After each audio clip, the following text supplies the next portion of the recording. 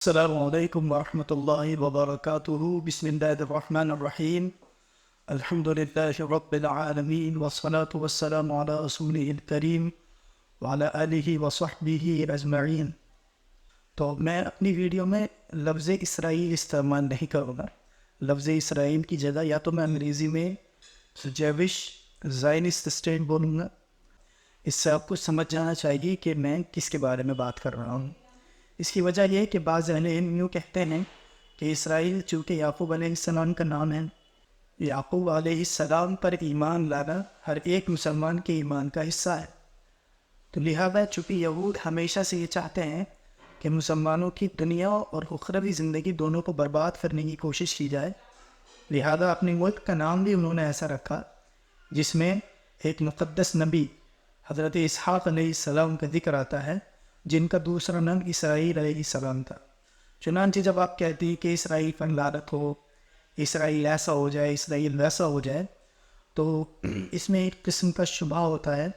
حالانکہ بعض علماء یہ بھی کہتے ہیں کہ اس سے واضح ہے کہ حضرت اسرائیل علیہ السلام جو ہے وہ مراد نہیں ہے، لیکن پھر بھی ہم یہ کوشش کریں گے کہ جو نام عید کا اللہ تعالیٰ نے قرآن حکیم میں ذکر کیا ہے، یہودی اور خاص طور سے اسرائیل کے بننے سے پہلے 1890 کے بعد جو موومنٹ شروع ہوا زائنزم کا، یا جسے صہیونیت کہتے ہیں، تو صہیونیوں کے اس عقیدے کے بعد کہ دنیا میں یہودیوں کا ایک ایسا ملک ہونا چاہیے جس میں دنیا کے تمام یہودی آ کر بس جائیں، تو اس موومنٹ کے بعد جو ہے یہودیوں کو پیلسٹائن یعنی مڈل ایسٹ میں بسانے کی کوششیں کی گئیں، اور اس کے بعد آخر میں 1948 میں ان کو وہاں غاصبانہ قبضہ دے دیا گیا۔ اللہ تعالیٰ ارشاد فرماتا ہے کہ ضربت علیہم الذلۃ والمسکنۃ وباءوا بغضب من اللہ وضربت علیہم المسکنہ ذلک بأنہم كانوا يكفرون بآیات اللہ ويقتلون الانبیاء بغیر حق ذلک بما عصوا وكانوا يعتدون۔ ان یہودیوں پر اللہ تعالیٰ کی طرف سے ذلت اور مسکنت تھوپ دی گئی ہے، اور ان پر اللہ کا غضب ہوا ہے۔ یہ اس لیے کہ یہ لوگ اللہ تعالیٰ کے راستے سے روکتے ہیں اور اللہ تعالیٰ کی آیتوں کو جھٹلاتے ہیں اور انبیاء کو قتل کرتے ہیں۔ تو یہ کائنات کی اتنی قبیح اور ذلیل قوم ہے کہ اس کے علاوہ دنیا میں کسی نبی کی قوم نے اسے قتل نہیں کیا، لیکن یہ لوگ ایسے تھے کہ انہوں نے حضرت یحییٰ، حضرت زکریا اور دیگر انبیاء علیہ السلام، حضرت عیسیٰ علیہ السلام کو قتل کرنے کی کوشش کی۔ اللہ تعالیٰ نے انہیں آسمان پر اٹھا لیا، حتیٰ کہ آخری نبی جناب محمد رسول اللہ صلی اللہ علیہ وسلم کو زہریلا کھانا دے کر آپ کو قتل کرنے کی کوشش کی گئی۔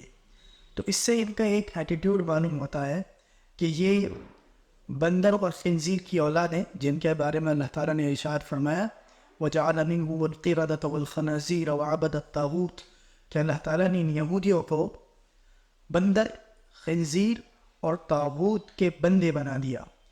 تو یہ اس قسم کے لوگ ہیں کہ قتل و غارت گری، وعدہ کی خلافی کرنا اور مسلمانوں کو تکلیف پہنچانا ان کا اولین مقصد اور ہدف رہا ہے ہمیشہ سے۔ اور آپ کو معلوم ہی ہے کہ اسرائیل نے کیٹیگوریکلی بول دیا ہے کہ ہمارے لیے پورا غزہ حماس کی حیثیت رکھتا ہے، یعنی پورے غزہ میں سارے سویلین ایکچولی وہ حماس ہی ہیں۔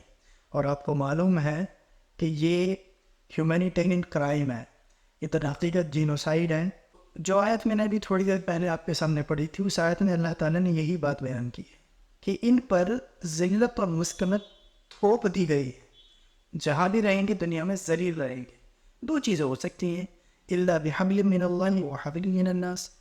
ایک یہ کہ اللہ تعالیٰ کی مدد سے، اللہ تعالیٰ کی مدد کا کیا طریقہ ہے کہ یہ لوگ کسی مسلمان حکمران کے اندر جزیہ لیتے ہوئے رہنے لگیں، جیسے کہ حضرت عمر کے زمانے میں ان کی زندگی کا بہترین دور رہا ہے، ان کے تمام حقوق محفوظ تھے، انہیں اپنی عبادتیں چھپ کر کرنے کی اجازت تھی، بیت المقدس میں جانے کی اجازت تھی ان لوگوں کو، لیکن یہ اپنی باطل افکارات کو پروموٹ نہیں کر سکتے تھے، اور نہ ہی یہ لوگ کوئی فساد کر سکتے تھے۔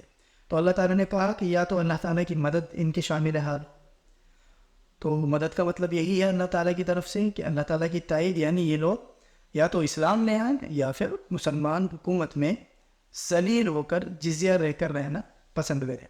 دوسرا وحبل من الناس. اور یہ بھی بات ہو سکتی ہے کہ کوئی مسلمان ان کو مسلمانی حکومت میں امان دے دے. تو اگر کوئی مسلمان کسی غیر مسلم کو امان دے دے تو وہ مسلمانوں کے حاکم پر یہ بات لازم ہے کہ اس کی امان کی وہ پاسداری کرے. تیسرا طریقہ یہ ہے کہ یہ لوگ غیر مسلم طاقتور ممالک کی غلامی کر کے دنیا میں کچھ منفعات حاصل کرتے ہیں.